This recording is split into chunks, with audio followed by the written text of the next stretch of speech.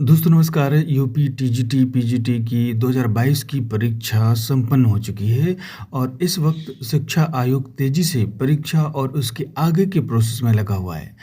PGT 2022 की परीक्षा 9 और 10 मई को हुई थी और 2 जून को इसका रिजल्ट आ गया और अब इसके साक्षात्कार का कार्यक्रम भी घोषित कर दिया गया है, जो 15 से 27 जून के मध्य होगा। इसी प्रकार टीजीटी 2022 की परीक्षा 3 व 4 जून को हो चुकी है और आयोग इस परीक्षा की आगे की कार्रवाई में तेजी से काम चल रहा है।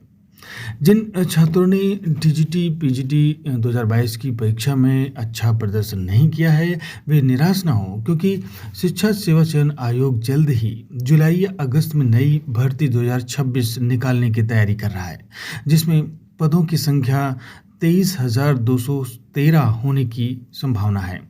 इसमें टीजीटी के लगभग 16,114 पद होंगे।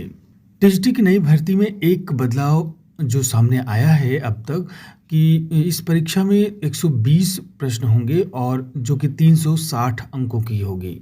यानी अभी तक 125 प्रश्न हुआ करते थे, अब 120 प्रश्न होंगे। बाकी के क्या बदलाव होंगे, अभी इस पर आयोग की तरफ से कुछ भी नहीं कहा गया है।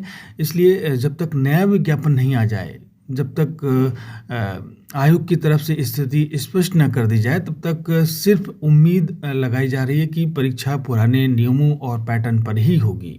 अगले साल यूपी विधानसभा चुनाव भी होने वाले हैं। इसको देखते हुए 2026 की परीक्षा की जो संभावना है वो दिसंबर या जनवरी में ये परीक्षा हो सकती है।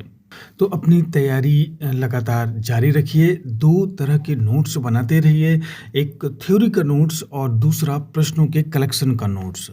तो बिना समय गंवाए आज से ही प्रतिदिन 6 घंटे की पढ़ाई रोज आपको करना ही करना है। यानी अगले 6 महीने तक हर दिन 6 घंटे की पढ़ाई आपको करनी ही करनी है।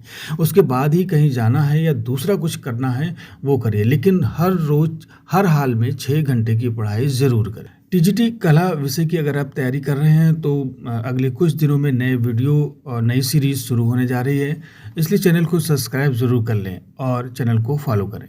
दोस्तों एक ज़रूरी जानकारी है कि अशासकीय सहायता प्राप्त यानी कि एडेड माध्यमिक विद्यालयों में प्रधानाचार्य शिक्षकों के जो 23,123 पदों पर भर्ती प्रक्रिया शुरू करने और पुरानी नियमावली के तहत विज्ञापन जारी करने की मांग की गई है। नई नियमावली के तहत विज्ञापन जारी किए जाने पर बड़ी संख्या में अभ्यर्थी आवेदन से वंचित हो जाएंगे, क्योंकि कुछ संवर्ग में शिक्षकों की अर्हता के संबंध में बदलाव किया गया है। ऐसे में पुरानी नियमावली के तहत परीक्षा कराए जाने की मांग को लेकर युवा मंच आज गुरुवार को पत्थर गिरजाघर प्रयागराज में धरना प्रदर्शन का आयोजन कर रहा है।